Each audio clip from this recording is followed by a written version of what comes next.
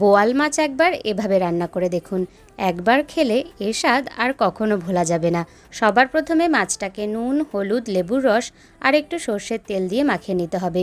সর্ষের তেল দেওয়ার কারণ হলো বোয়াল মাছ যখন ভাজা হয় তখন এই মাছ প্রচণ্ড ফাটে আর তেল ছিটকে গায়ে আসে, তাই প্রথমেই সর্ষের তেল দিলে আর সেইভাবে ফাটে না।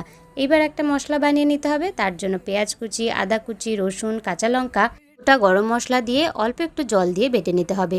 এবার ওই মাছ ভাজা তেলেই দিয়ে দিতে হবে গোটা জিরে ফোড়ন, তারপর দিয়ে দিতে হবে পেঁয়াজ কুচি। পেঁয়াজটা ভাজা হয়ে গেলে দিয়ে দিতে হবে টমেটো কুচি। এরপর বেটে রাখা মশলা, হলুদ গুঁড়ো, স্বাদ অনুযায়ী নুন দিয়ে ভালো করে মশলাটা কষাতে হবে।